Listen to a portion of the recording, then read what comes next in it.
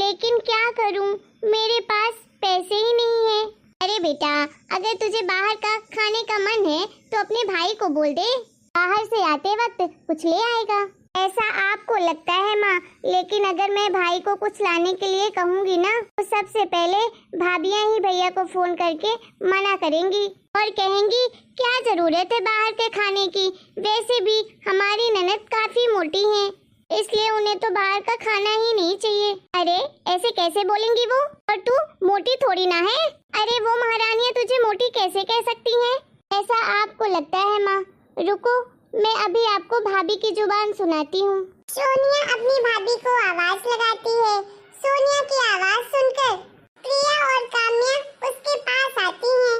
भाभी, मैं सोच रही थी कि आज हम बाहर का कुछ खाते हैं। अरे वाह, ये तो बहुत अच्छी बात है। बताओ कहाँ चले बाहर खाने?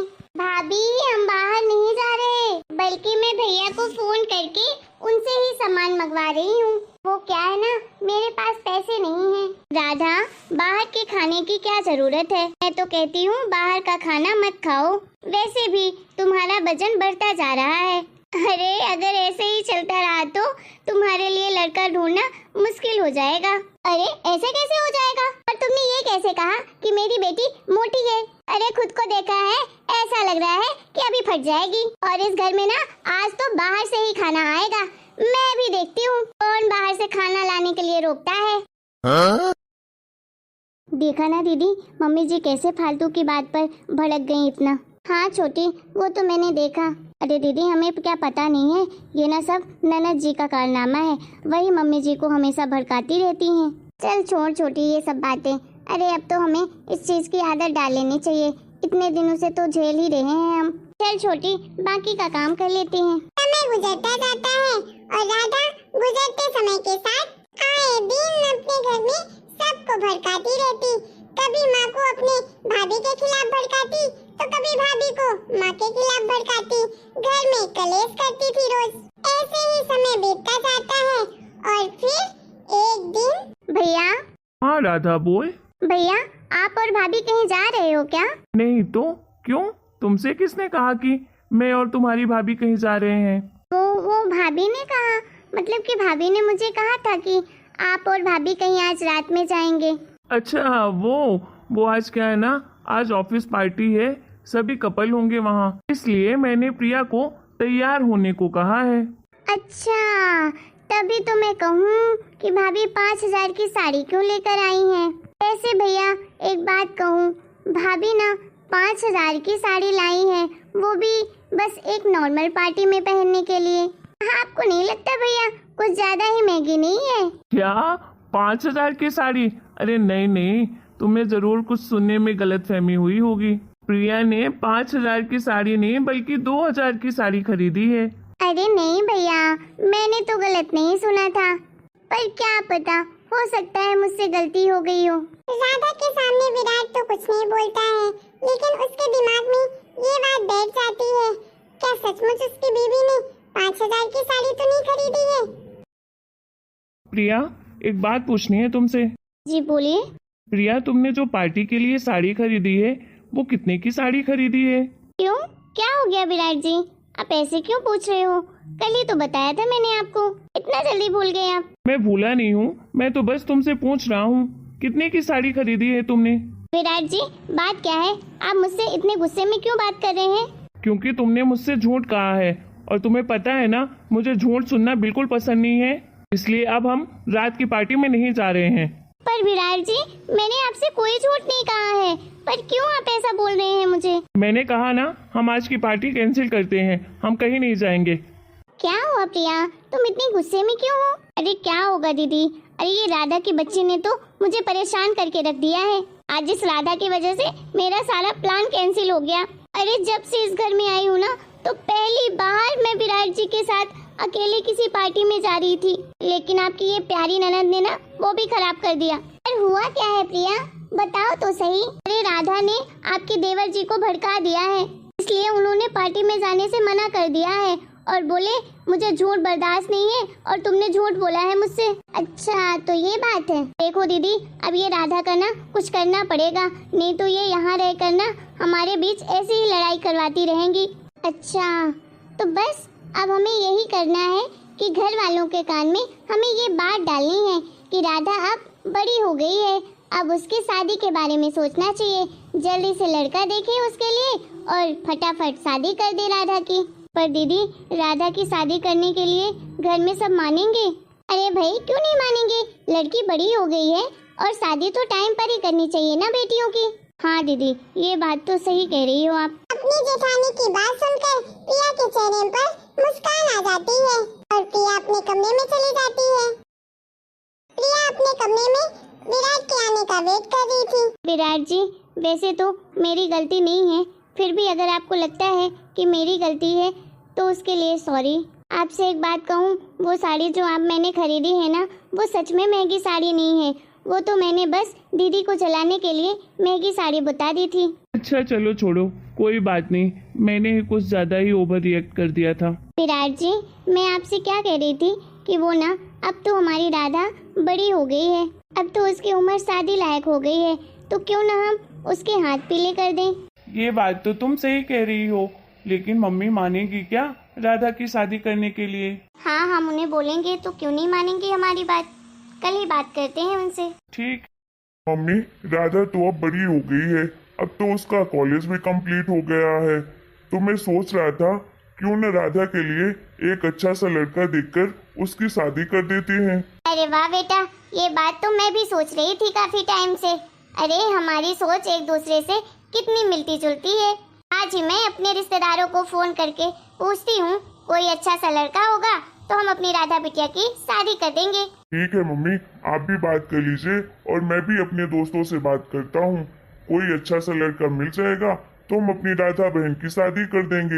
मैंने अपने घर वालों से बात की थी अच्छा सा लड़का बताने के लिए, तो उन्होंने बताया है, अरे मेरी वो चाची है ना दूर की, उनकी बुआ का लड़का है, अरे वो विदेश में रहता है, बहुत पैसे कमाता है, आप कहें तो उससे बात कर लें। ये तो बड़ी अच्छी बात है। ठीक है बहू, तू एक बार बात कर ले और फिर हमें बता, हम मिल लेते हैं एक बार उनसे। अब राधा के लिए लड़का भी मिल जाता है और राधा की शादी भी हो जाती है। अब वो अपने ससुराल में रहती है। चलो मम्मी, अब मैं चलती हूँ, नहीं तो फ्लाइट मिस हो जाएगी। कभी कभार ही मिल पाऊंगी मम्मी आपसे, बस फोन में ही बात हुआ करेगी हमारी। हाँ बिटिया, कोई बात नहीं, मेरी बिटिया जहाँ भी रहे खुश रहे और फोन पे बात होती रहेगी तो कोई चिंता की बात नहीं है। बाय मम्मी, चलती हूँ। अरे दीदी, जब से राधा गई है तो 2-4 दिन में ही कितनी खुशियाँ आ गई है ना घर में, कितनी शांति रहती है, ना कोई लड़ाई झगड़ा होता है। हाँ प्रिया, सही कह रही है तू। हेलो मम्मी, कैसी हो? मैं बढ़िया हूँ बिटिया, तू बता तू कैसी है? अरे मम्मी मैं तो ठीक हूँ। अरे तुम ये बताओ, तुम्हारी दोनों बहुएं कहाँ हैं? किचन में होंगी, काम कर रही होंगी। अरे मम्मी, जो परसों आपने साड़ी पहनी थी वो कितनी अच्छी लग रही थी, कहाँ से ली आपने? अरे बिटिया, वो तेरी शादी में बहुत सारी साड़ियाँ मिली थी ना, जो तू लेकर नहीं गई थी, तो बस वही साड़ियाँ पहन रही थी मैं। तुझे चाहिए क्या? तुझे चाहिए होगी तो मैं कोरियर करवा दूंगी।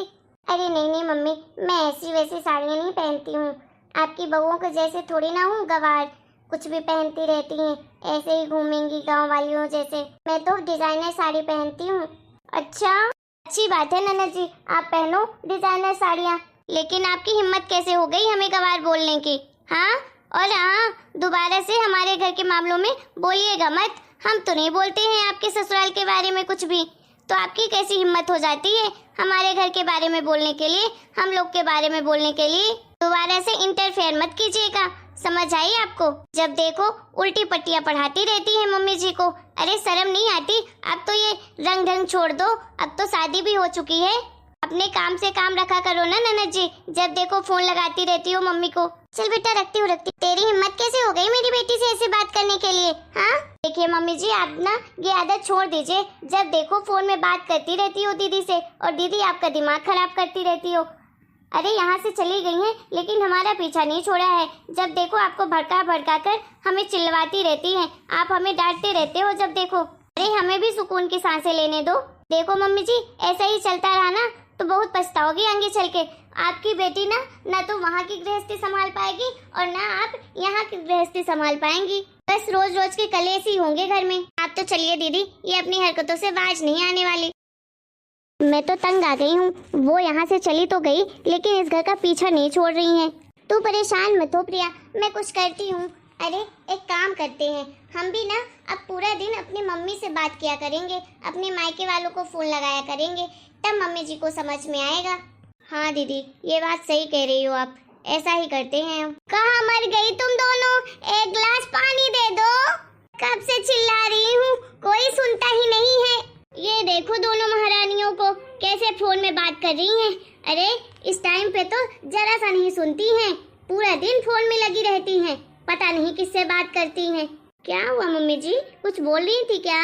क्या बोल रही थी? अरे इस टाइम पे तुम दोनों का ध्यान कहाँ रहता है? पूरा दिन मोबाइल में बिजी रहती हो, किससे बातें करती हो इतना? अरे कब से पानी मांग रही हूँ, कोई पानी देने वाला नहीं है इस घर में। जब देखो फोन में लगी रहती हैं। आने दो मेरे बेटे को, बताती हूँ मैं आज। क्या हुआ मम्मी जी, आप इतना भड़क गई छोटी सी बात पर? अरे इतना भड़कना अच्छा नहीं होता है, और इस उम्र में तो बिल्कुल भी नहीं। अरे मम्मी जी, आप भी तो पूरा दिन अब बातें किया करती हो ना अपनी बेटी से। हम तो कुछ नहीं बोलते हैं, कभी कुछ बोलते हैं तो आप तो यही कहती हो कि क्या मैं अपनी बेटी से बात ना करूं? बस हमारी माँ भी हमसे बात कर लेती है, तो क्या इसमें दिक्कत है? अरे हमें तो अभी 2 दिन ही हुआ है बात करते हुए, तो भी आपको इतनी दिक्कत होने लगी। और आप तो जब से राधा की शादी हुई है रोज बातें करती रहती हो। 24 घंटे में लगता है कि 20 घंटे तो उन्हीं से बातें करती हो। आप समझ आया मम्मी जी, कैसा लगता है? मैंने तो आपको पहले ही कहा था कि मम्मी जी देखिए, आप टाइम रहते ना अपनी आदत को सुधार लीजिए, नहीं तो बाद में बहुत पछताना पड़ेगा। लेकिन आप तो सुधरने का नाम ही नहीं ले रही थी। अरे मम्मी जी, आप तो सिर्फ अपना घर नहीं बिगाड़ रही हैं, अपनी बेटी का भी घर बिगाड़ रही हो। और ये सब तो हम आपको सबक सिखाने के लिए कर रहे थे। अरे हम तंग आ चुके थे मम्मी आपकी बेटी से और आपसे। अरे आपकी बेटी की शादी हो गई, लेकिन ससुराल से रहकर मायका वही चला रही है। जो भी कुछ आप करती हो बस अपनी बेटी के ही मन का करती हो। अगर वो बोल दे दिन है तो दिन है, रात है तो रात है। इसलिए हमें मजबूरी में आकर ये स्टेप उठाना पड़ा। बहू तूने जो भी किया है अच्छा किया है, कम से कम मुझे समझ तो आया कि अरे मैं अपने घर के साथ अपनी बेटी का भी घर उजाड़ रही थी। मैं उसको समझाती नहीं थी, बल्कि मैं उसको बिगाड़ ही रही थी। देखिए आप लोग भी ना समझ जाइए। अरे बेटी से बात करना गुनाह नहीं है, लेकिन पूरा दिन बेटी से बात करो और बेटी अपने मायके में अपना शासन चलाने लगे शादी के बाद, ये तो कोई अच्छी बात नहीं है। आप लोग बताइए, आप लोगों को हमारा ये वीडियो कैसा लगा? अगर हमारा ये वीडियो आप लोगों को पसंद आया है तो प्लीज़ वीडियो को लाइक करें, शेयर करें, कमेंट करें और हमारे चैनल को सब्सक्राइब भी करें।